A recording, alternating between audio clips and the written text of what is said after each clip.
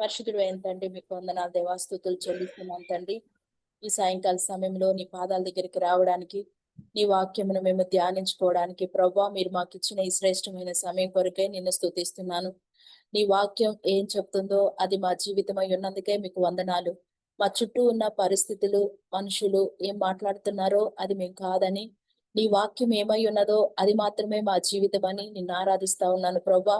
వాక్యం వింటున్నప్పుడల్లా మా హృదయాలలో పరిణితి చెందినట్లుగా తండ్రి, మరి జయించు వానితో కూడా కలిసి మా జీవితాలు విజయవంతం వైపు నడిపించడానికి నీ వాక్యం మా జీవితాల్లో ఎంతో ప్రయోజనకరంగా మలచబడుతుందని మిమ్మల్ని స్తుతిస్తున్నాను ప్రభా. ఈ సాయంకాల సమయంలో మా అందరి మీదకి మీ యొక్క ఆత్మను కుమ్మరించి, వాక్యమయ్యున్న దేవా మా మధ్యలో మీరుండి నడిపించి మమ్మల్ని బలపరచమని మమ్మల్ని మీ చేతులకు అప్పగించుకుంటూ యేసుక్రీస్తు శక్తిగల నామములు అడిగి వేడుకొంచున్నాను తండ్రి. ఆమేన్, ఆమేన్.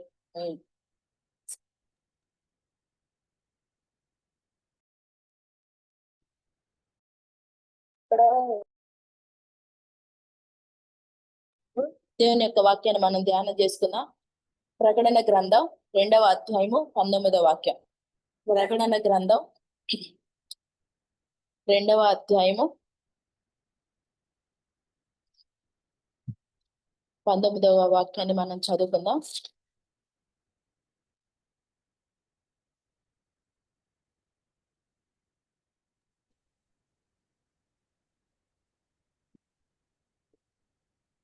నీ క్రియలను, నీ ప్రేమను, నీ విశ్వాసమును, నీ పనిని, నీ చర్యలను, నీ సహనమును నేను ఎరుగుదును.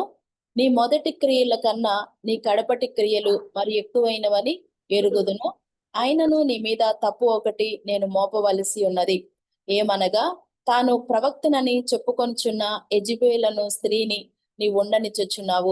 జారత్వము చేయుటకు విగ్రహములకు బలి ఇచ్చిన వాటిని తినుటకును అది నా దాసులకు బోధించుచు వారిని మోసపరచుచున్నది.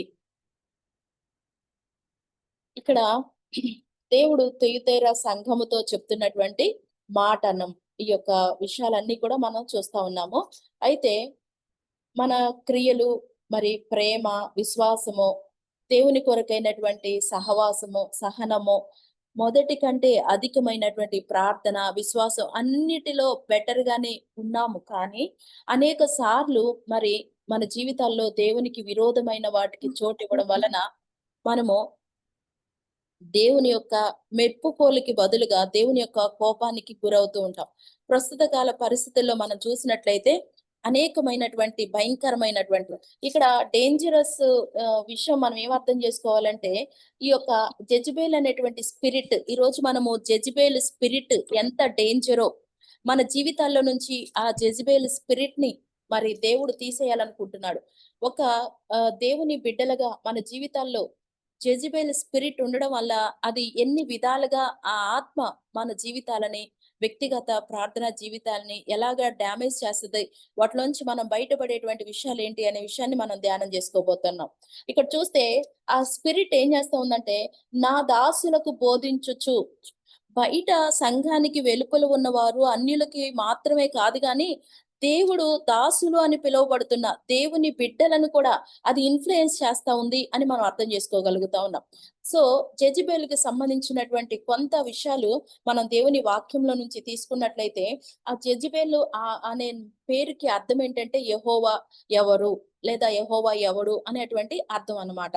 రెండవదిగా చూస్తే ఈ జెజబెల్ స్పిరిట్ కున్నటువంటి అతి ప్రధానమైనటువంటి క్వాలిటీ ఏంటి అంటే ఆధిపత్యం, తర్వాత ఆకర్షించడం, ఆ తర్వాత చూస్తే ఒక వ్యభిచారపు ఆత్మగా మనం చూడొచ్చు అనమాట. అంత మాత్రమే కాదు గాని మెడ వంచుని అంటారు కదా, అంటే ఒకలాంటి స్టెప్ అండ్ మైండ్ సెట్ లోకి వెళ్ళేలాగా మరి అంత మాత్రమే కాకుండా భయంకరమైనటువంటి అనేక విషయాలు, మరి సంఘములో గలిబిలిని సృష్టించడం, ఆధిపత్య పోరు కొరకు పోరాటం చేసేలాగా చేయడం. అన్నిటికి మించి డిసీవింగ్ స్పిరిట్, మరి యెజబెల్ స్పిరిట్ మరి ఆ పని చేస్తది.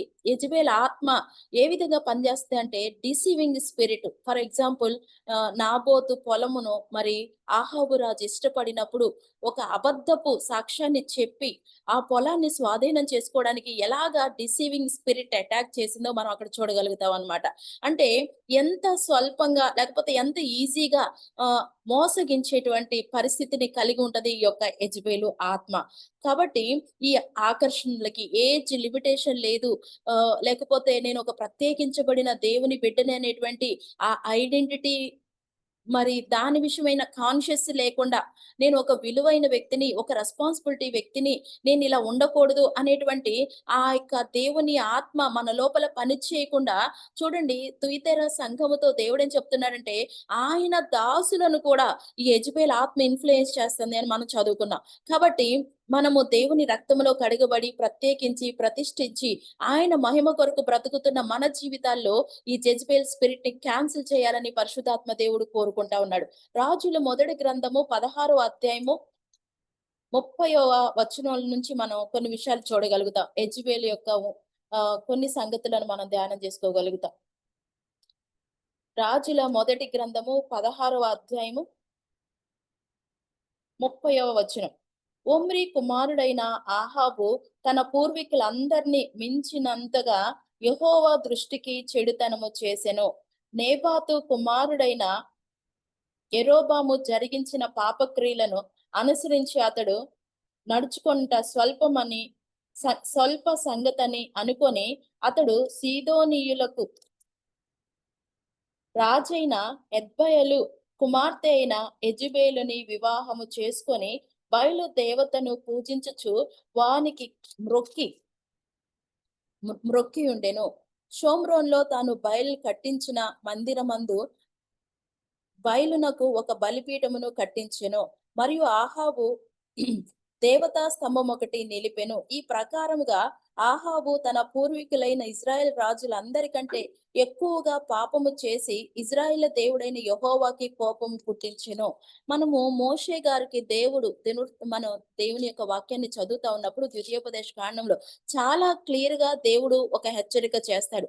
అతి అద్భుతంగా దేవుడు స్పష్టంగా మరి ఇజ్రాయేలు ప్రజలందరికీ తన దాసుడైన మోషే ద్వారా దేవుడు తన ప్రణాళికను బయలుపరుస్తాడు.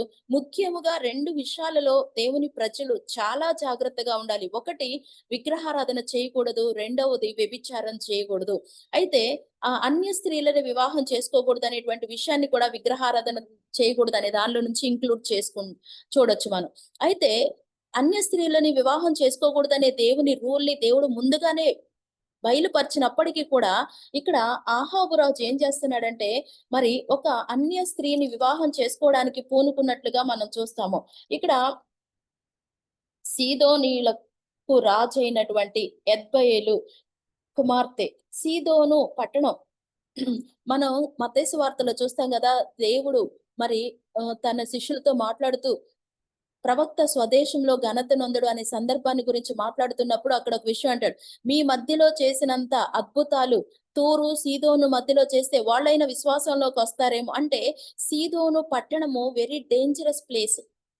ఎందుకు అది డేంజరస్ ప్లేస్ అంటే అక్కడ పునరుత్పత్తి దేవత లేకపోతే వ్యభిచారమే ఒక దేవతగా పెట్టుకొని పూజలు చేసేవాళ్ళు అనమాట. అంత మోస్ట్ డేంజరస్ ప్లేస్ అది. అక్కడ నుండి మరి తీసుకొని వచ్చాడు, భారీగా చేసుకోవడానికి సెలెక్ట్ చేసుకున్నాడు.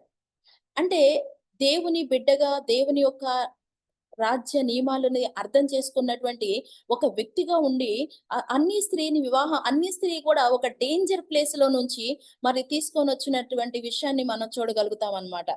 తర్వాత చూస్తే ఈ యొక్క యెజబెలు తండ్రికి ఆయన చేసేటువంటి పని ఏంటంటే, అద్బయలు అనేటువంటి వ్యక్తి చేసేటువంటి పని ఏంటంటే, ఆయన రాజుగా ఉన్నప్పటికీ కూడా ఆయన చేతబడి శక్తులు, మాంత్రిక శక్తులకి ఆయన ప్రధానమైనటువంటి వ్యక్తిగా ఉన్నాడు. చూడండి ఎంత డేంజర్ పర్సన్‌ని తన జీవితంలోకి ఆహాబు ఇన్వైట్ చేశాడు.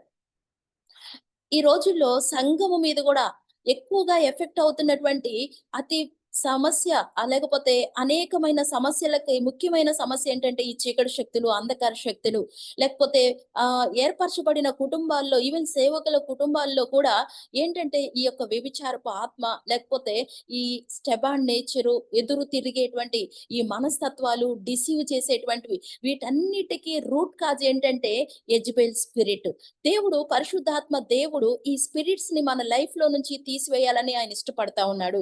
ఇక్కడ మరి ఈ యొక్క ఆహాబు దేవుని దృష్టికి యెరోబాము కంటే కూడా డేంజర్ గా బిహేవ్ చేశాడు అని చెప్పడం మనం చూస్తా ఉన్నాం. అంత మాత్రమే కాదు గాని దేవతా స్తంభాలను నిలబెట్టి బలులు అర్పించి మరి ఆ యొక్క దేవుళ్ళ వైపు ఆయన హృదయాన్ని మార్చుకున్నట్లుగా, లేకపోతే అటువైపు త్రిప్పుకున్నట్లుగా కూడా మనం చూస్తాం అన్నమాట.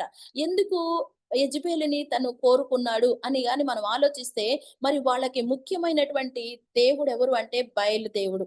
మరి యెజబెలు ఆరాధించేటువంటి దేవుడు పేరు బయలు.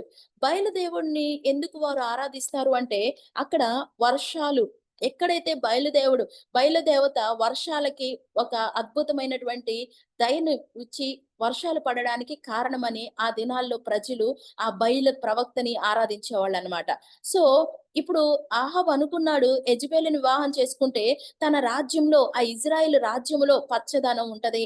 లేకపోతే మంచి పంటలు పండుతాయి. లేకపోతే ఆ యొక్క యెజబెలు దేవుడిని బట్టి ఆ దేశమంతా వర్షం రావడం మూలాన ఫుల్ ఆఫ్ గ్రీనరీ ఉంటది. పంట గొప్పగా ఉండడం వల్ల తన యొక్క ధనాగారాలు నిండిపోతాయి. చాలా ధనవంతుడయిపోవచ్చు అన్నటువంటి ఒక చిన్న దురుద్దేశము పెద్ద నష్టానికి దారి తీసింది. మన జీవితాల్లో కూడా చిన్న చిన్న అనాలోచితంగా తీసుకునే ఆలోచనలు మరి పెద్ద పెద్ద దేవుని సంకల్పాలని పాడు చేసే విధంగా ఉంటాయి.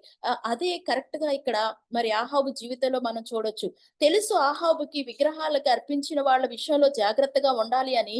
కానీ ఒక చిన్న స్వార్థం అనుకోవచ్చు. తను ఒక రాజు అయిన తర్వాత మరి ఆ దేశం అంతటి మీదకి కూడా ఒక గొప్ప దేవుని యొక్క ఆ సన్నిధి రావాలి అని కోరుకోవడం కంటే, ముఖ్యంగా ఆ దేశమంతా ధనాగారాలతో నిండిపోవాలి, గొప్ప ధనవంతుడైపోవాలి. దీనికి కారణం రెయిన్ బాగా ఉండాలి, గ్రీనరీ ఉండాలి, అక్కడ ఉన్నటువంటి పంటలు అవన్నీ కూడా బాగా డెవలప్ అవ్వాలి అనేటువంటి ఒక ఆ దురుద్దేశము మరి ఆ వ్యక్తిని భయంకరమైన తప్పు చేయడానికి ప్రేరేపించినట్లుగా గూడా మనము చూడగలుగుతాం అన్నమాట.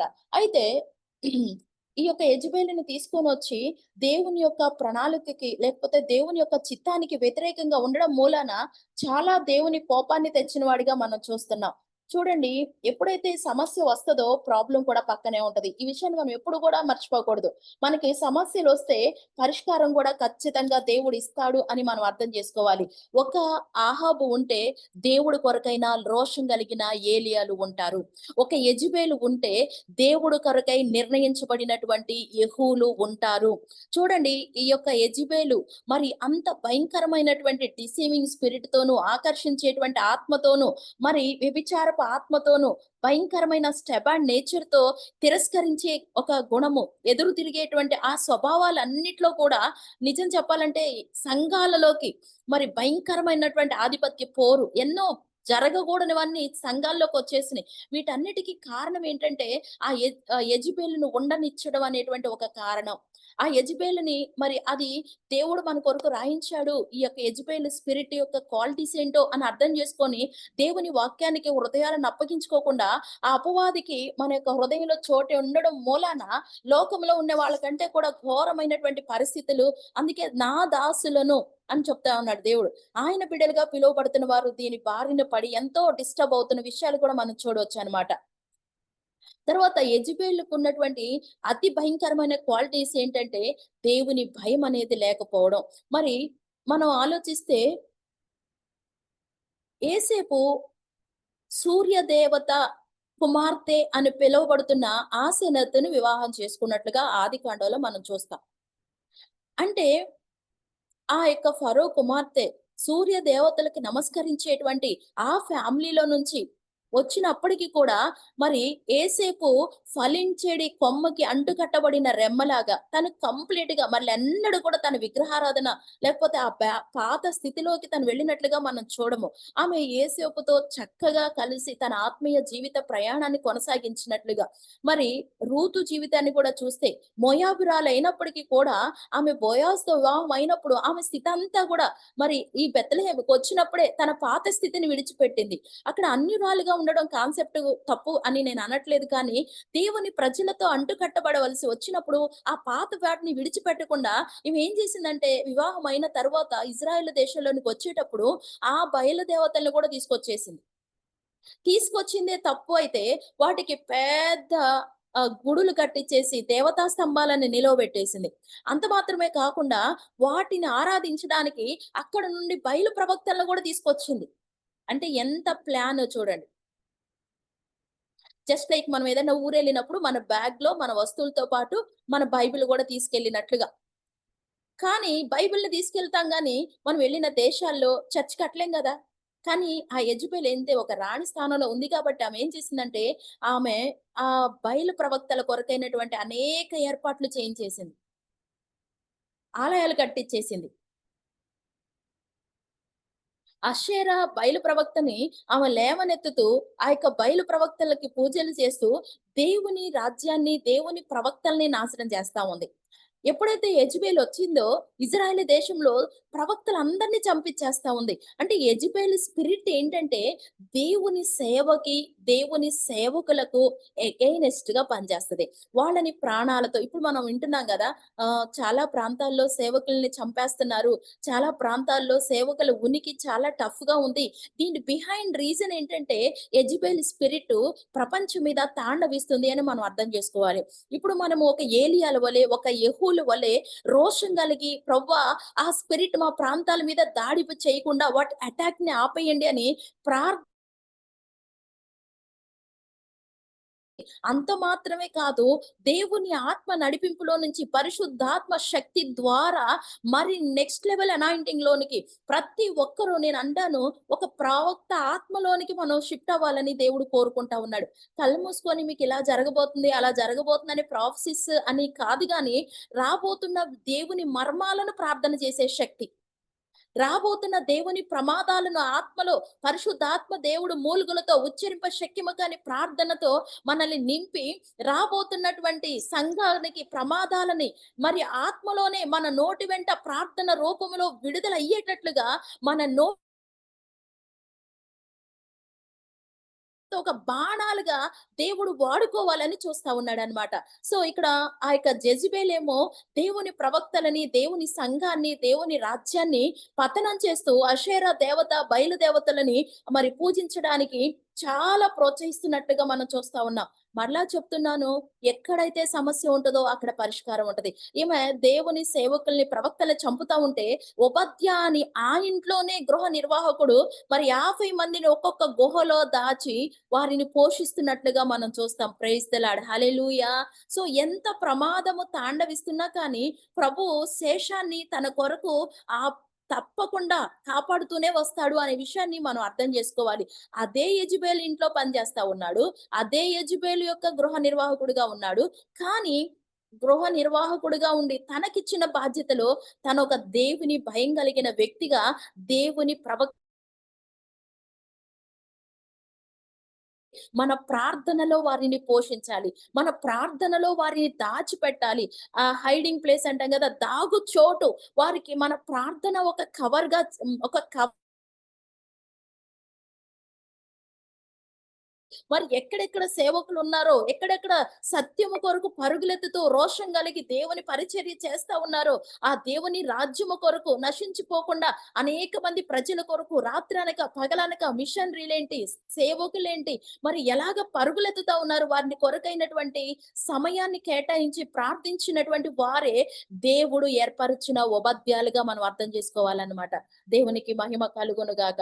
సో, ఈ యొక్క రాజుల గ్రంథము 16 అధ్యాయంలో మనం చూస్తే, ఈ యెజెబెల్ అనేటువంటి ఎంట్రీ డేంజర్‌గా మనం చూస్తాం. ప్రమాదము పరిచయం అవుతున్నట్లుగా మనం చూస్తాం. ఒక భయంకరమైనటువంటి దేవుని రాజ్యానికి హాని కలిగించే పరిస్థితులు ఎంటర్ అవుతున్నట్లుగా మనం చూస్తాం. అదే రాజుల గ్రంథము 17వ అధ్యాయము ఆ ప్రమాదానికి పరిష్కారంగా మనం చూస్తాం. Praise the Lord. Hallelujah! So, ఆ యెజెబెలు లేచినటువంటి ఆ ఆహాబు డేంజర్ సిన్‌లో ఉన్నటువంటి ఆ సిట్యుయేషన్‌లో నుంచి యరొబాము కంటే చాలా చెడ్డవాడిగా ఉన్నటువంటి ఆ స్థితిలో నుంచి దేవుడు పరిష్కారం ఏంటంటే, చూడండి మనం ఆలోచించినట్లు దేవుడు ఎప్పుడు కూడా పరిస్థితులకి జవాబు ఇవ్వడు గానీ, తన పద్ధతిలో ఇస్తాడు. 17వ అధ్యాయము మొదటి లైనే దేవుని పరిష్కారం. ఏంటంటే ఆహ్, గి అంతటా గిలాదు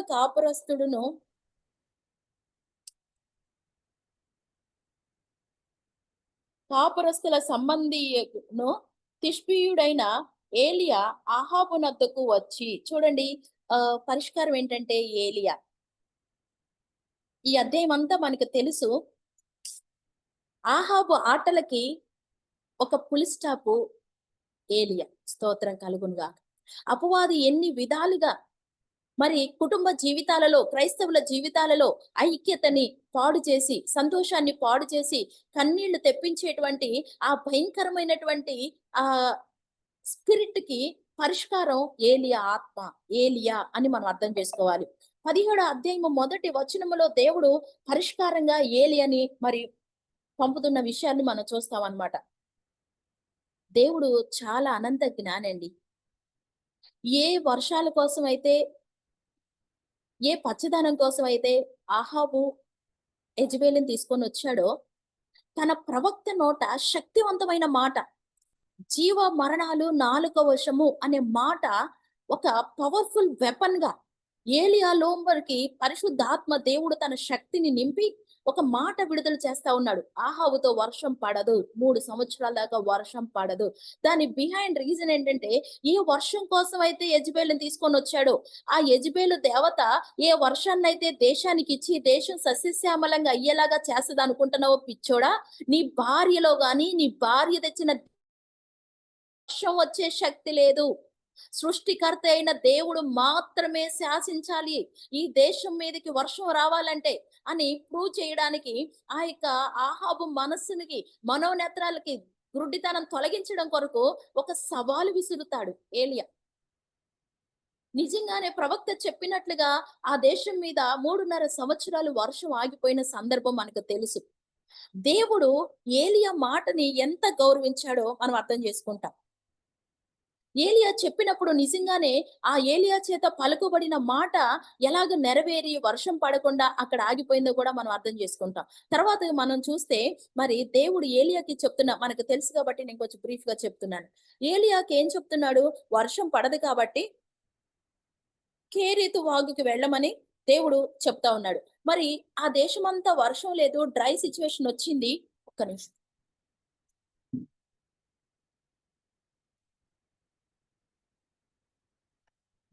కానీ ఆ డ్రై సిట్యుయేషన్ అంతా కూడా మరి దేవుడు అదే సీజన్‌ని ఏలియాకి ఇవ్వాలనుకోవటం లేదు.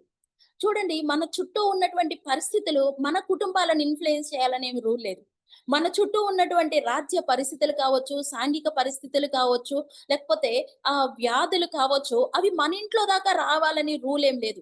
దేవుని ప్రత్యేకమైన ప్రజలుగా ఆయన ఒక ప్రత్యేకమైన ఏర్పాటు మన కొరకు చేస్తాడు. ఎప్పుడు సమస్యలు ఉన్నా కానీ అందరి ఇళ్లలో ఇదే సమస్య వచ్చి వాళ్ళ లైఫ్ డ్యామేజ్ అయ్యి ఉండొచ్చు. మన లైఫ్‌లో అదే సిట్యుయేషన్ వచ్చినప్పటికీ మనం డ్యామేజ్ అవ్వము. అదే పరిస్థితి మనకొచ్చినప్పటికి మనం ఏమాత్రం నిరుత్సాహపడము. కారణం ఏంటంటే, మనం ఒక గాడ్‌లీ ప్రొటెక్షన్‌లో ఉన్నామనే విషయాన్ని అర్థం చేసుకోవాలి. ఆయన మన ఫాదర్ ఎప్పుడు మనకి మంచి జరగాలని ఆయన కోరుకుంటాడు. ఈ మధ్య ఒకసారి ఒక చెల్లి సిక్ అయితే వాళ్ళ హస్బెండ్ చాలా మంచి విశ్వాసులు వాళ్ళు. వాళ్ళ హస్బెండ్ అన్నారంట, "ఎందుకు నువ్వేం పాపం చేశావు? దేవుడు నీకు పనిష్మెంట్ ఇచ్చాడు." చూడండి, దేవుడు పనిష్మెంట్‌గా రోగాన్నిస్తాడా? అంటే మనం దేవుణ్ణి ఎంత బ్యాడ్‌గా ప్రొజెక్ట్ చేస్తా ఉన్నామో చూడండి. మేబీ మన పితరుల నుంచి, మన పెద్దల దగ్గర నుంచి ఏదో తప్పు చేశావు, ఏదో పాపం చేశావు, అందుకే నీకిదొచ్చింది. పాపం చేస్తే దేవుడు క్షమిస్తాడు కరెక్టే. కానీ ఆయన ఒక మంచి తండ్రి. మనం అది అర్థం చేసుకోవాలి. ఆయన బిడ్డలు యోగ్యులుగా, శ్రేష్ఠులుగా, ఆయన బిడ్డలు చెప్పనాశక్యమైన, మహిమాయుక్తమైన సంతోషంలో ఉండాలని కోరుకుంటాడే తప్ప, ఆయన కోపమొచ్చింది రోగాలిస్తాడు, కోపమొచ్చింది మనల్ని కన్నీటిమయం చేస్తాడు, శాపాలు పెడతాడు. కాదు, కాదు. ఆయన శాపాలు పెట్టేవాడైతే, మన శాపాన్ని నిశ్చయంగా ఆయన ఎందుకు తన మీద వేసుకున్నాడు? మనకి విడుదలిచ్చాడాయన. మన పాపాలను ఆయన తీసుకొని, ఆయన పరిశుద్ధతను మనకిచ్చాడు. మన దేవుడు మంచి దేవుడు. దావీదు గారంటారు, "నా మూర్ఖత వలన కలిగిన గాయాలు, మన ఫూలిష్‌నెస్ వల్ల, లేకపోతే మన అవిధేయత వల్ల, మనం స్వయంకృత అపరాధం వలన తెచ్చుకున్నామేమో కానీ, దేవుడు వాంటెడ్‌లీ మన జీవితాల్లోనికి ఇటువంటి కర్సెస్‌ని రిలీజ్ చేస్తాడనేటువంటి నమ్మకాన్ని మనం విడిచిపెట్టాలి." ఇక్కడ చూడండి, ఇజ్రాయెల్ దేశం అంతా కూడా ఏమంటారు వర్షం లేదు. కానీ దేవుడు ఏలీయాని ఎంత ప్రొటెక్ట్ చేస్తా ఉన్నాడో చూడండి. 17వ అధ్యాయము 2వ వచనంలో, పిమ్మట యెహోవా వాక్కు అతనికి ప్రత్యక్షమై, నీవు ఇచ్చట నుండి తూర్పు వైపునకు పోయి యొర్దానుకు ఎదురుగానున్న కేరీతు వాగు దగ్గర దాగి ఉండము. ఆ వాగు నీరు నీవు త్రాగుదువు. అచ్చటికి నీకు ఆహారము తెచ్చినట్లు నేను కాకోలునకు ఆజ్ఞాపించుతునని అతనికి తెలియజేయగా, అతడు పోయి యెహోవా సెలవు చొప్పున యొర్దానునకు ఎదురుగానున్న కేరీతు వాగు దగ్గర నివాసము చేసెను. అక్కడ కాకోలములు ఉదయం మందు రొట్టె మాంసమును, అస్తమయమందు రొట్టె మాంసమును అతని యొద్దకు తీసుకొని వచ్చుచుండెను. అతడు వాగు నీరు త్రాగుచూ వచ్చెను. ఎంత అద్భుతమైన దేవుడండి! అసలు ప్రపంచంలో ఇలాంటి ఒక సంఘటన ఎప్పుడైనా జరిగిందా? మనం అంటాము, ఎవరికీ జరగలేదు గదా! నాకెలా జరిగిద్ది? ఎవరికి జరగకపోతే మనకేంటి? మన దేవుడు మన కొరకు చేస్తాడు. ఒక నూతన కార్యాన్ని మన ఎక్స్‌పెక్టేషన్‌కి ఏమాత్రము కూడా అంతు చిక్కని ఒక సూపర్ న్యాచురల్ వేలో దేవుడు మన పరిష్కారాలిస్తాడు. అసలు ఆ కాకికి ఆలోచిద్దాం. అలాంటివి దొరికితే ఆ రొట్టె అంటే అతిగా చచ్చిపోయిన శవాల మీద కుళ్ళిపోయింది కూడా వదిలిపెట్టకుండా తినే ఆ కాకితోనే దేవుడు పరిష్కారాన్ని, ఆహారాన్ని పంపిస్తా ఉన్నాడు. మనం ఎక్స్‌పెక్ట్ చెయ్యని మనుషుల ద్వారా, మన ఊహలో కూడా లేని మనుషుల ద్వారా, వేరు వేరు పరిస్థితుల ద్వారా దేవుడు మన పరిష్కారాలను పంపిస్తాడు. మనం అర్థం చేసుకోవాల్సింది దేవుని నమ్మకత్వాన్ని. మన నమ్మకత్వం కోల్పోయినప్పుడు, సంపూర్ణంగా మన విశ్వాసం మొత్తాన్ని కోల్పోతున్నప్పుడు, ఆయన నమ్మకత్వంతో ఆయన మనల్ని నిలబెట్టగలడని మనం అర్థం చేసుకోవాలి. ఆశ్చర్యకరుడైనటువంటి దేవుడు మన జీవితాల్లో నమ్మకమైన కార్యాలు జరిగిస్తాడని మనం అర్థం చేసుకోవాలి. ఆ నీళ్లు తాగుతూ అక్కడ ఎంత ప్రొవైడర్‌గా దేవుడు మరి ఏలియా జీవితంలో ఉన్నాడో మనం చూడొచ్చు. చాలా సార్లు ఇది మనకి సుపరిచితమైనటువంటి దేవుని భాగమే, వాక్య భాగమే. కానీ ఎంత అద్భుతమైనటువంటి కృపలో మరి అక్కడున్నాడో చూడండి ఏలియా. ఉదయము, రాత్రి. ఈ పాపాలు మన జీవితంలో ఎంటర్ అవ్వడానికి ఒక రీజన్ ఏంటంటే, అతి నిద్రాశక్తి. తిమోతితో పౌలు చెప్తాడు గదా! అంత్య దినాలలో స్వార్థ ప్రియులు, సుఖాసక్తి కలిగిన వారు, లేకపోతే ఏమంటారు కంఫర్ట్‌లు బాగా కోరుకోవడం, తిండిబోతులు. ఇంతకుముందు వండుకునే కష్టపడేటువంటి ఆ సిట్యుయేషన్ గూడా లేదిప్పుడు. బుక్ చేసుకోవడాలు. తప్పని నేను ఏమి అనట్లేదు గానీ, స్వార్థము, సోమరితనము ఎక్కువైపోయింది. తిండిబోతుతనం ఎక్కువైపోయింది. ఏదైనా స్పెషల్ జేసుకోవాలంటే ఏదైనా ఒక అకేషన్ ఉండేది ఒకప్పుడు. ఇప్పుడసలు అకేషన్‌తో సంబంధం లేదు. అనిపిస్తే ఫీలింగొస్తే చాలు ఏదైనా జేసేస్తున్నారు. అది తిండితో ప్రారంభించి, అది ఫ్లెష్‌లోకెళ్ళిపోయి, అది రకరకాలు జస్ట్ అనిపిస్తే చాలు ఏదైనా చేయడానికి తెగించేటువంటి ఆ నేచర్‌లోకెళ్ళిపోయారు. బిహైండ్ జడ్జ్‌బెల్ స్పిరిట్ ఇన్‌ఫ్లూయెన్స్ ముఖ్యంగా దేవుని దాసుల మీద, దేవుని బిడ్డల మీద కూడా పనిచేస్తా ఉంది. దేవుడు ఏర్పాటు చేసినటువంటి ఆ ఫుడ్ ప్రాసెస్ చూస్తే మార్నింగ్, ఈవినింగ్.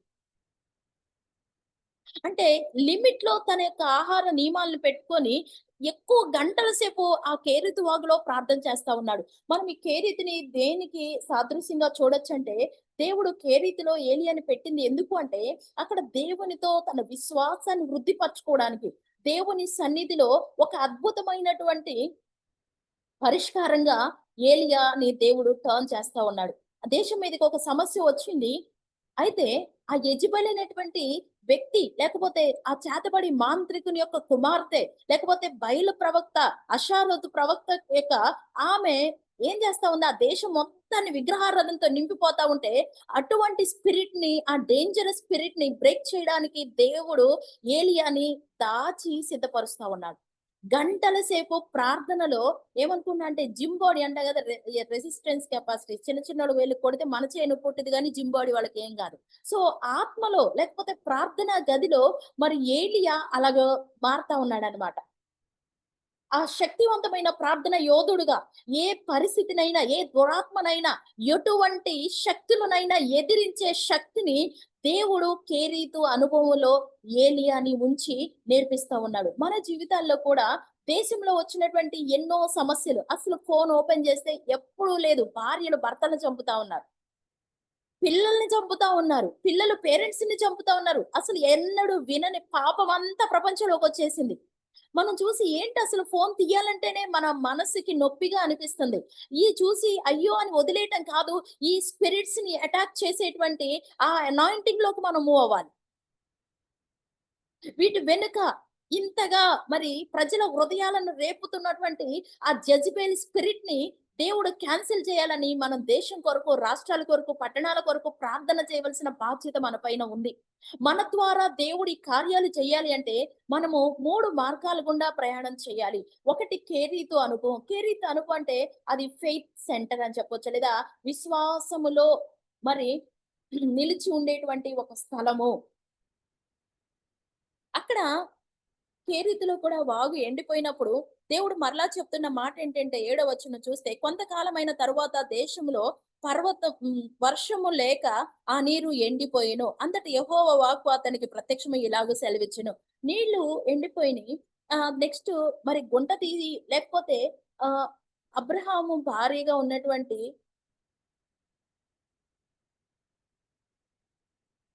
శారా కంటే తన యొక్క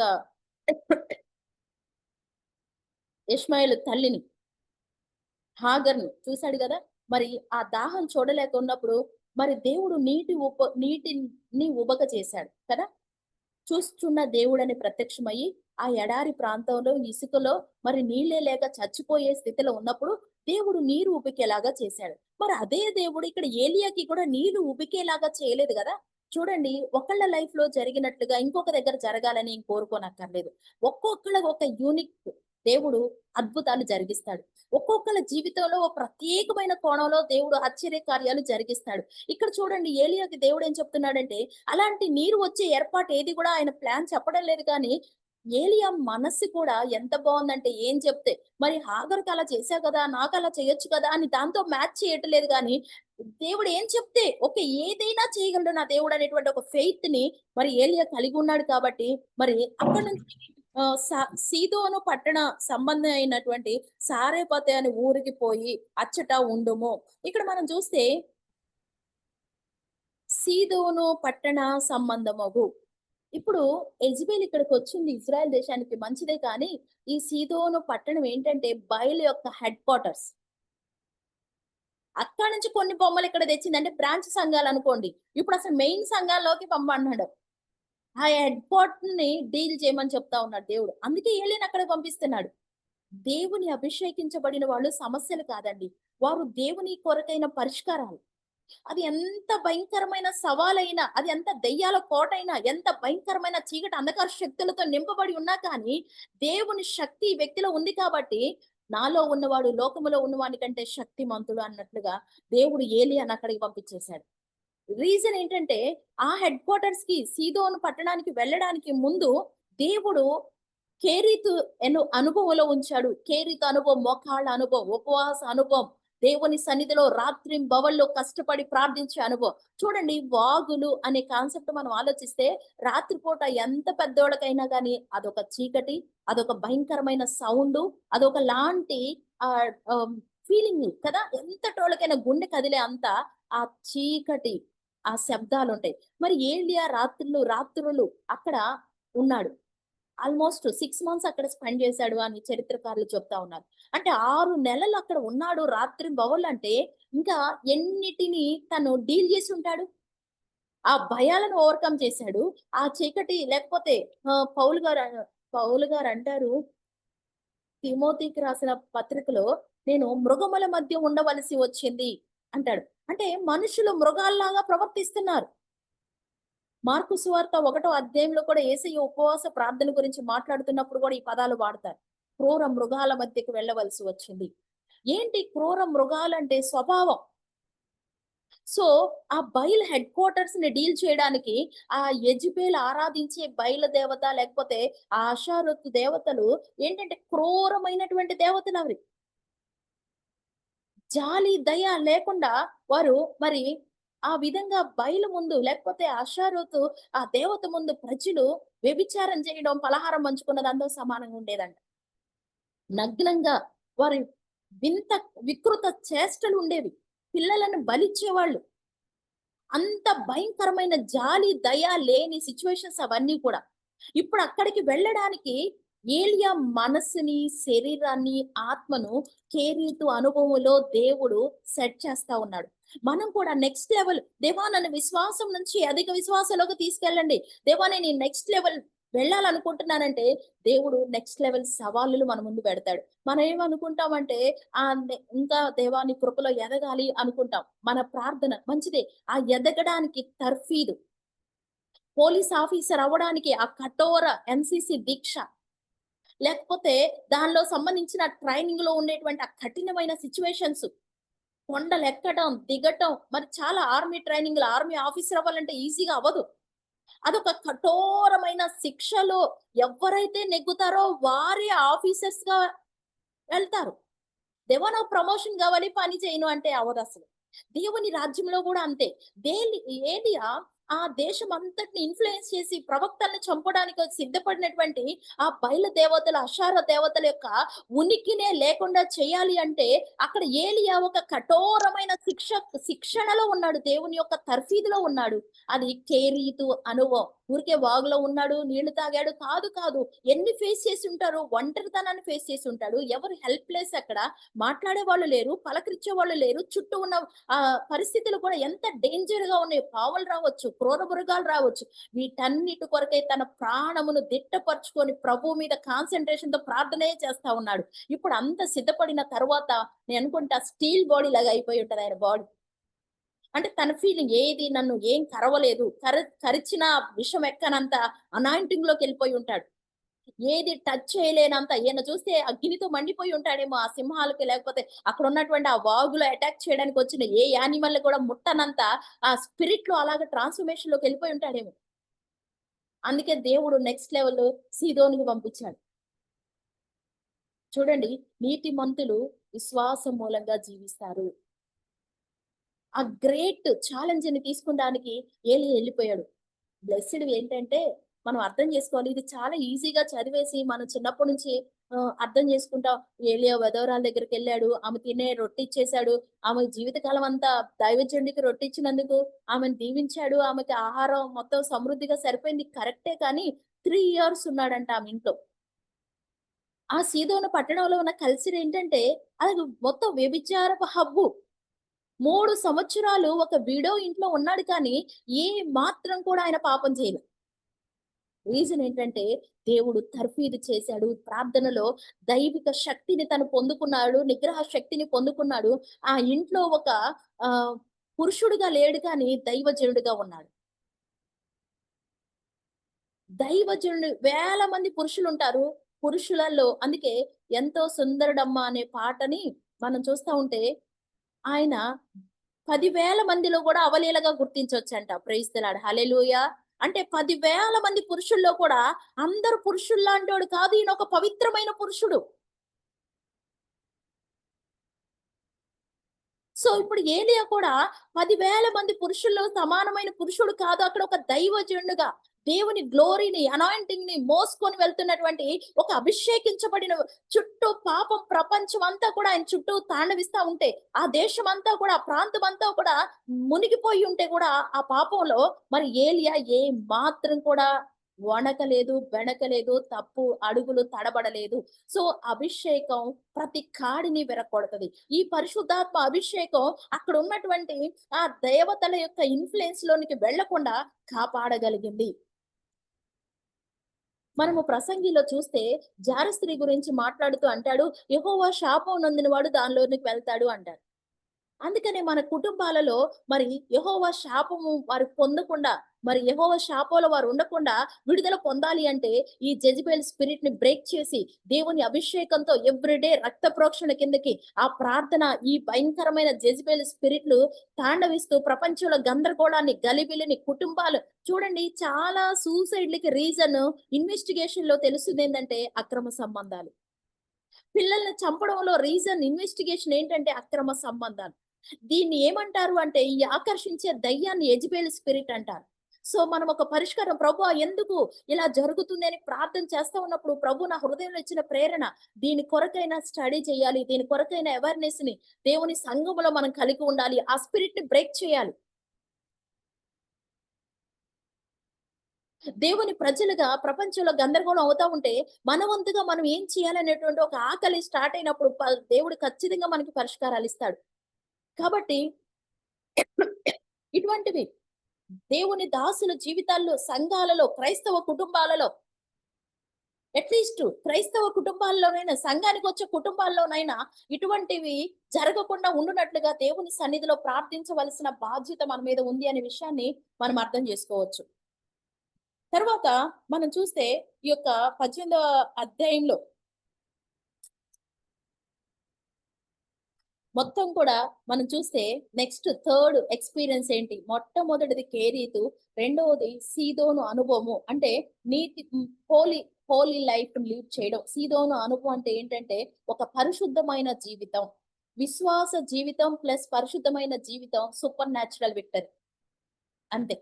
ఎప్పుడైతే తను విశ్వాసంగా ఉన్నాడో, ఎక్కడైతే పరిశుద్ధంగా దేవుడు పెట్టినటువంటి ఆ యొక్క విడో ఇంట్లో హోలీగా ఉన్నాడో, దేవుడు చూడండి ఆ కేరీతులో బాహ్య పురుషుణ్ణి స్ట్రెంథెన్ చేసుకోవడం కంటే, అంతరంగ పురుషుణ్ణి స్ట్రెంథెన్ చేసుకున్నాడు. నేను చెప్పే వరకు వర్షం పడదు అని ఎంత ఆత్మ సంబంధమైనటువంటి ఒక వాయిస్‌ని రిలీజ్ చేసాడో కదా! మనకి ఈ విషయాలు తెలుసన్నమాట. సో, ఆ పరిశుద్ధాత్మ శక్తి ద్వారా తన ఫోకస్ ఫిజికల్ బాడీని స్ట్రెంత్ చేసుకోవడం కంటే, ఇన్నర్ మ్యాన్‌ని స్ట్రెంత్ చేసుకోవడం మీదే ఉంది. ఆత్మలో అంతరంగ పురుషుణ్ణి దేవుని వాక్యంతో పోషిస్తా ఉన్నాడు. దేవుని శక్తితో పోషిస్తా ఉన్నాడు.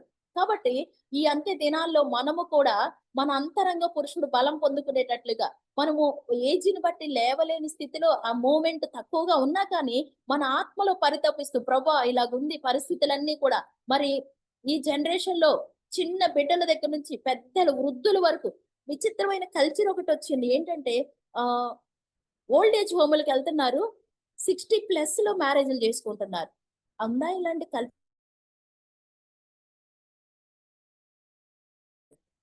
ఓల్డ్ ఏజ్ హోములకు వెళ్లారు మంచిదే. వివాహాలు చేసుకుంటున్నారు. నేను దేన్ని తప్పు అనను కానీ కల్చర్ ఎటెళ్తుంది? దానికి తగ్గట్టుగా మనం ఏం చేయాలి? రైట్ అని కూడా నేను అనను. అంటే ఆ ఏజ్‌లో కూడా వాళ్ళ డిజైర్స్ ఏంటి?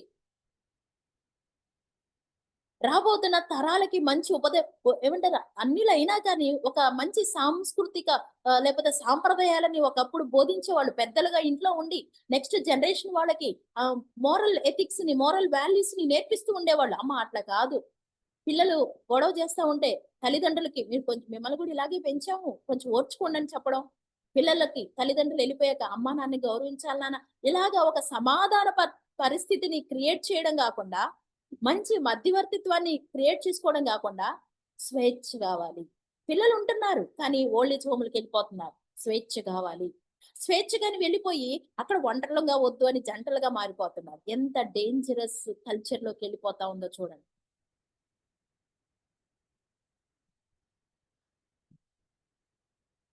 కాబట్టి ప్రార్థనాపరుడైనటువంటి ఏలియాకి దేవుడు వర్షం కొరకైన కీ ఆయనకిచ్చాడు. ఆ ప్రార్థనలో ప్రార్థనా పరుల చేతులు ఎప్పుడు ఖాళీ కాదండి. దేవుడు అందుకే పేతురుకి నా తాళాలు నీకిస్తున్నానంటాడు. దేవుడు అనేక విషయాలకి, అనేక సంగతులకి అన్లాక్ చేయడానికి ప్రార్థనా పరుల చేతుల్ని దేవుడు ఖాళీగా ఉంచడు. వాళ్ళ కొరకైన అద్భుతమైన పరిష్కారం అనే తాళాలని చేతిలో దేవుడు ఎప్పుడు కూడా పెడతాడని మనం అర్థం చేసుకోవాలి. దేవునికి స్తోత్రం కలుగును గాక. హల్లెలూయా! ఈ యొక్క సీదోను కొరకే, సీదోను అనుభవం కొరకే కెరీతులో దేవుడు మరి ఆహ్ ఏలియాని సిద్ధపరిచాడు. ఫైనల్ గా చూస్తే కర్మేలు అనుభవము. కర్మేలు అనుభవం అంటే దేవుని అగ్నిని దించినటువంటి అనుభవము. బయలుని యెజెబెలుని ఓడించినటువంటి ఒక భయంకరమైన అభిషేకంతో అగ్నిని ఈ ప్రేయర్ బైబిల్ పండితులు రికార్డ్ చేయబడినటువంటి ఆ ప్రార్థన క్యాలిక్యులేట్ చేస్తే 3.5 మినిట్స్ పట్టిందంట. అంటే దేశం అంతటి మీద భయంకరమైనటువంటి ఆ బయలు ప్రవక్తలు విగ్రహారాధన ముగించడానికి 3.5 మినిట్స్ ప్రార్థన సరిపోయిందంట. స్తోత్రం, హల్లెలూయా. మనం అనుకుంటున్నాం చాలా రోజుల నుంచి నేను ప్రార్థిస్తున్నా కానీ లేదు. కాదు. మనం ఇంకా ఎక్కువ లోతుగా ప్రార్థన చేస్తే ఖచ్చితంగా దేవుని తాళం నా చేతిలోనే ఉంది. ఆ దేవుడు సమర్థుడు అని మన విశ్వాసంతో బలంగా ప్రార్థన చేస్తే దేవుడు నిమిషాల్లోనే అన్లాక్ చేయగలడు. నిమిషాల్లోనే డిస్ట్రాయ్ చేయగలడు. మనకి అగైనెస్ట్ గా రూపించబడిన ఏది వర్ధిల్లకుండా అద్భుతమైన అగ్నిని దేవుడు విడుదల చేసి తన శక్తి ద్వారా పరిష్కారాలనిచ్చి దేవుడు మహిమ కలిగిన జీవితాలుగా మన కుటుంబాలను, మన బిడ్డలను, మన చుట్టూ ఉన్న సంఘాలను దేవుడు నిలబెట్టగలుగుతాడు. దేవునికి స్తోత్రం కలుగును గాక. అందుకే హయ్యర్ అనాయింటింగ్ మనకి కావాలి. ఆ కేరీతు దగ్గర బలపరుచుకున్నటువంటి ఆ శక్తి దెయ్యాలను ఓడగొట్టేలాగా, ఆ దేశంలో ఉన్నటువంటి బయలు ప్రవక్తలు నశించిపోయేలాగా ఆ అగ్ని రావడం వలన మరి అక్కడ ఖడ్గం చేత అక్కడున్న ప్రవక్తలందరూ చచ్చిపోయి ఏలియా దేవుడే నిజమైన దేవుడని కేకలు. ఒక్క ఏలియా ఇంత చేయగలిగితే ఈ దినాల్లో రోషం కలిగిన అంటాడు, రోషం కలిగి నేను ఒక్కనే ఉన్నానయ్యా, మిగిలినోళ్ళు ఉన్నారు కానీ మిగిలినోళ్ళు 100 మంది ఉన్నారు కానీ నో క్రై. వాళ్ళకి ఏం పట్టట్ల, ఎటు వీలైతే అటు ఏ ఎండక గొడుగు పడతా ఉన్నారు. వాళ్ళు కూడా ప్రవక్తలే, దేవుని ప్రవక్తలే. 50 మందిని దాచినప్పుడు ఆ ప్రవక్తలు కూడా ఉన్నారు కానీ ఏలియా లాంటి రోషం లేదు వాళ్ళ లోపల. చూస్తా ఉన్నారు. మనం చూసే బ్యాచ్ లో కాదు, చేసే బ్యాచ్ లో ఉండాలి.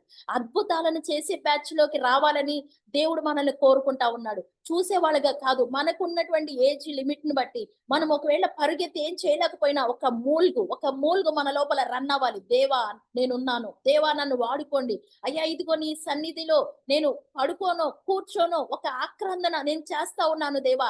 ఈ తరములో ఈ డిస్టర్బెన్స్ ని, ఈ స్పిరిట్ ని యేసు నామములో బ్రేక్ చేయండి.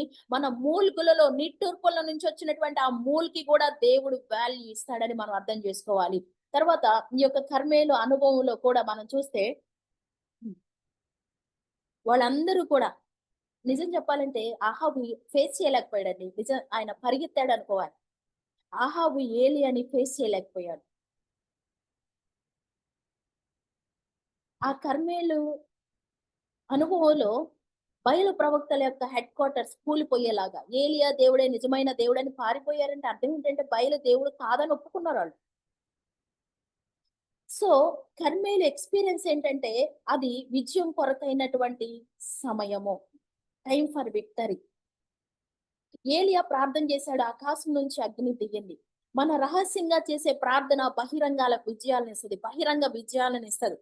ఆహాబు మరి అప్పుడు దాకా ఉన్నాడు, సవాల్కు వచ్చారు కానీ అగ్ని దిగి వచ్చినప్పుడు ఆ సవాల్ ఏమాత్రం కూడా పని చేయకుండా మరి దేవుడు ఎంత దైవ శక్తిని రిలీజ్ చేశాడో మనం చూడగలుగుతా ఉన్నాం. చివరికి ఒక మాట చదువుకొని ముగించుకుందాం. రాజులు 2వ గ్రంథం గాని చూసినట్లయితే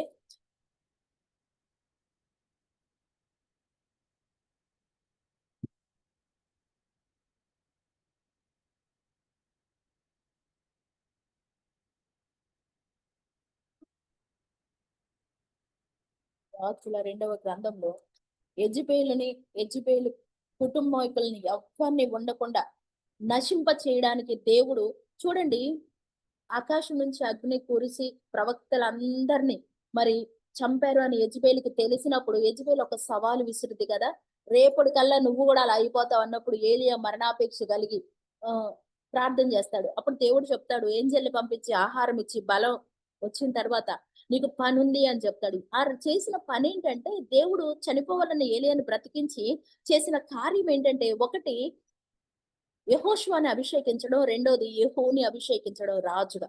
ఎవరు అంటే ఎంత మోస్ట్ పవర్ఫుల్ వర్క్ ని దేవుడు ఏలియాతో చేపించాడంటే ఏలియా తర్వాత ఒక ఆధ్యాత్మికమైన వారసుడిగా ఎలీషా ఉన్నాడు.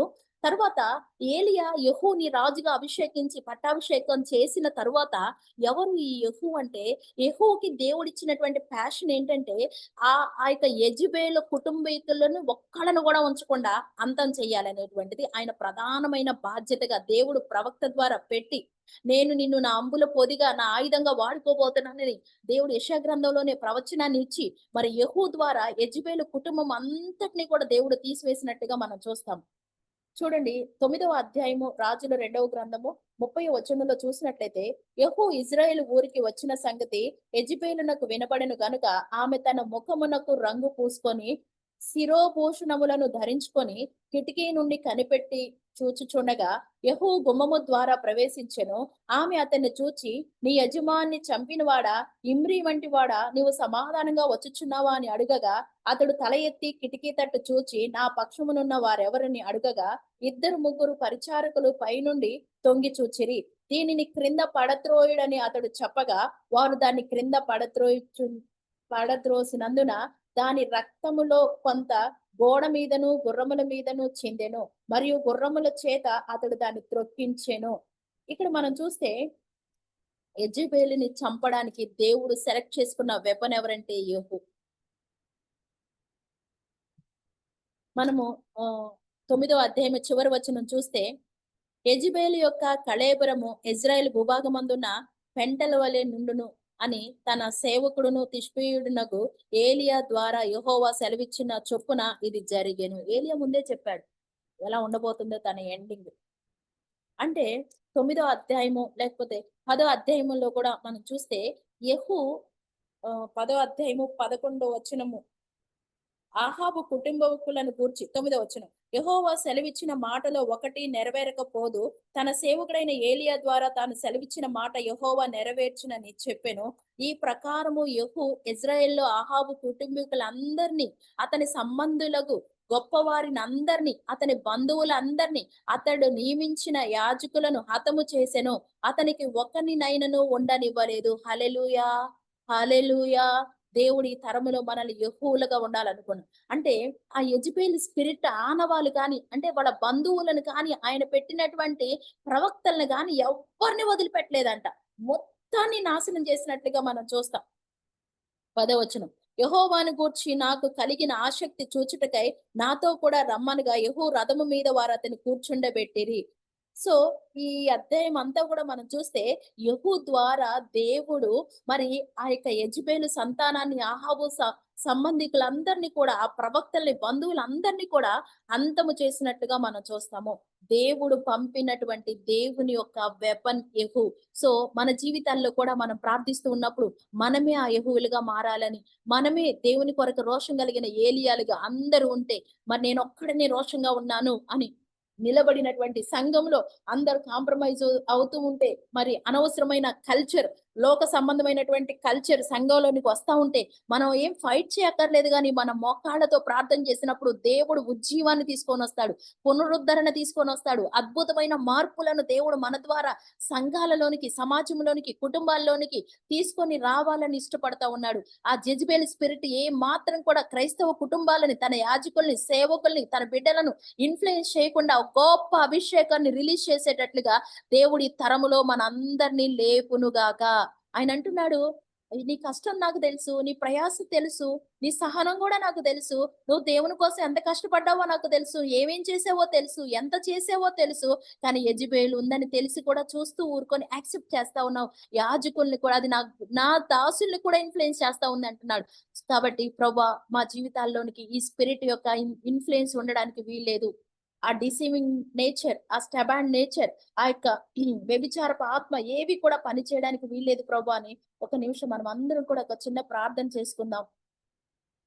థ్యాంక్ యూ జీసస్, నీకు వందనాలు, స్తోత్రాలు చెల్లిస్తా ఉన్నాను ప్రభా. అనేక కుటుంబాలు కన్నీళ్లకి కారణం బిహైండ్ దేవా రూట్ కాజ్ జెజబెల్ స్పిరిట్ అని మీరు తెలియపరిచారు. ఓ ప్రభా, ఒప్పుకోకపోవడం, దేవుని వాక్యానికి యాక్సెప్టెన్సీ మైండ్ సెట్ లేకపోవడం, వాక్యం ఏం చెప్తుందో వాక్యానికి భయపడకపోవడం, వాక్యం చెప్పినట్లుగా జీవించడానికి ప్రజల హృదయాలలో పరిశుద్ధాత్మ దేవుడు కార్యం చేయకుండా కఠినపరచడం. అంత మాత్రమే కాకుండా అనేక విషయాలు కోల్పోయేలాగా మనం ఓడిపోయేలాగా, మనం అసమ్మతి లోనికి వెళ్ళిపోయేలాగా చేయడం, ఐక్యతను దొంగిలించడం, అతిగా ద్వేషించడం, ఆకర్షించడం, ప్రభా తిరుగుబాటు స్వభావం, గందరగోళాలు సృష్టించడం, గర్వం, ఇవన్నీ కూడా జెజబెల్ స్పిరిట్స్ సింబల్సే. ప్రభా ఇవి మా జీవితాల్లో ఉండడానికి వీల్లేదు నాయన. ఈ జెజబెల్ స్పిరిట్ ఎంత డేంజరో ఓ ప్రభా మీరు మాకు నేర్పించారు. అంత మాత్రమే కాకుండా జెజబెలు ఒక అణిచివేయబడిన కుటుంబంలో నుంచి వచ్చింది. రాజే కాని రాజు తండ్రి భయంకరమైన రూల్స్ పెట్టేవాళ్ళంట. ఏ మాత్రం కూడా కూతురికి ఫ్రీడమ్ ఇచ్చేవాళ్ళు కాదు. తల్లి క్షణ క్షణం అణగదొక్కేటువంటి ఒక పరిస్థితి. అటువంటి క్రష్డ్ లైఫ్ లో నుంచి ఒక్కసారిగా రానయ్యేసరికి ఒక విచ్చలవిడి జీవితం ఆమె అడాప్ట్ చేసుకుంది. సో అటువంటి ఓవర్ ఫ్రీడమ్ కావాలని కోరుకోవడం కూడా ఒక జెజబెల్ స్పిరిటే.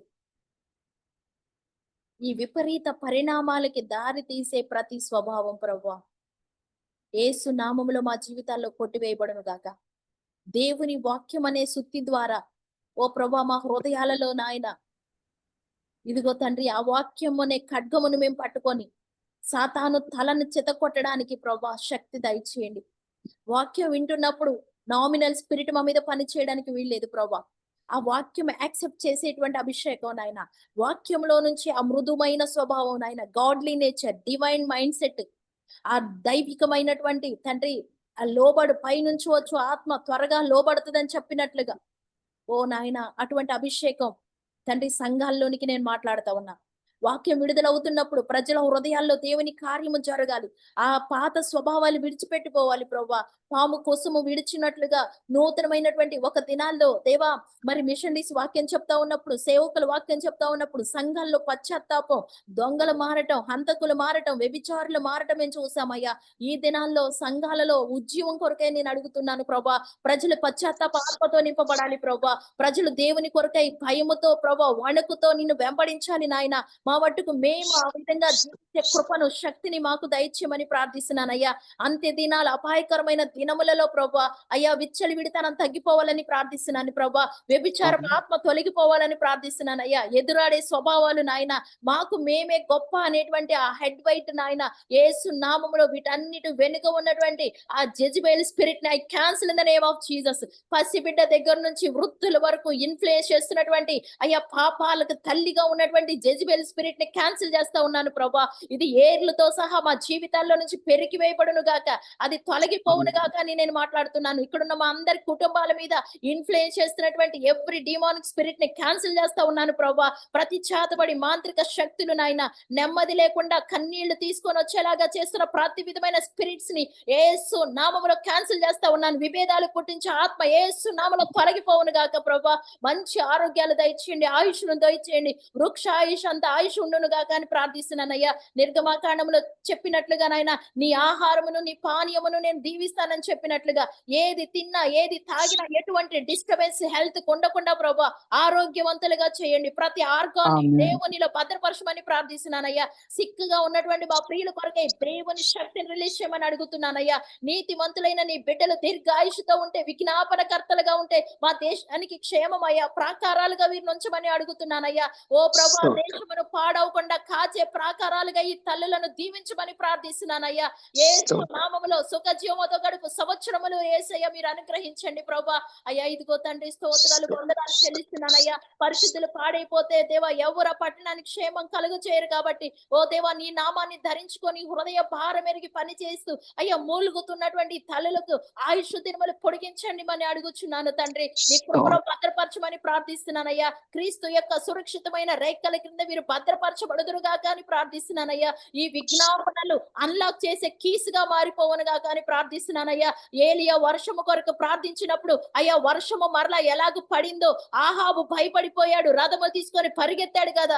అవును అవును దేవా, బయలు దేవతలో వర్షము లేదు అని, దైవ శక్తిలోనే వర్షం ఉందని ఒక ఏలియా లేచి ఎలాగ దేవ ప్రూవ్ చేశాడో ఆ దేశపు రాజే భయపడి పారిపోయేలాగా చేసినట్లుగా నాయన ఈ దినాలలో తండ్రి దేవుని కృపలోనే సమస్తము నిక్షిప్తపరచ మార్చబడి ఉందని, అయ్యా దేవుని దయ వలనే మా జీవితాల్లో ఏది జరగాలన్నా దేవుని దయ వలనే అని అవును. మనుషులకు దేవుని భయము కలుగును గాక, మనుషులకు దేవుని భయము కలుగును గాక, దేవుని వాక్యమునకు హృదయాల్లో చోటిచ్చేలాగా నీ కృప కలుగును గాక, నీ కృప కలుగును గాక. అవును. ఓ ప్రభా, అవును. ఇదిగో అనవసరమైన అవి కావాలి, ఇవి కావాలి, అసలైనది నీ కృపయ్యా, అసలైనది నీ కృపయ్యా. నీ యందు భయభక్తులు కలిగి ఆ జీవితాలు మాకు కావాలి యేసయ్యా. మీరు అలా అవును. మమ్మల్ని ఆశీర్వదించండి, మా కుటుంబాలను ఆశీర్వదించండి, మా సంతానాన్ని ఆశీర్వదించండి అయ్యా. ఈ గ్రూప్‌లో ఉన్నటువంటి దేవా నీ దాసులందరి కొరకు ప్రార్థిస్తున్నానయ్యా. మన సంతానాలను ఆశీర్వదించండి, కుటుంబాల చుట్టూ నీ కాపుదల దయచేయండి అయ్యా. మా ఇళ్లలో యెహూలు లేచుదురు గాక, ఏలీయాలు లేచుదురు గాక, ఓబద్యాలు ఆమేన్. లేచుదురు గాక, రోషము కలిగి దేవుని కొరకు పరిగెత్తే శేషమును మీరు ఉంచుదురు గాక అని మాట్లాడుతున్నాను ప్రభా. మీరు అలాగ ఆమేన్. చేసి నిలబెట్టి మహిమ పొందుకోమని మమ్మల్ని మీ దయగల హస్తాలకు అప్పగించుకుంటూ యేసుక్రీస్తు నామములో అడిగి పొందుకుంటున్నాము తండ్రి. ఆమేన్. ఆమేన్. ఆమేన్.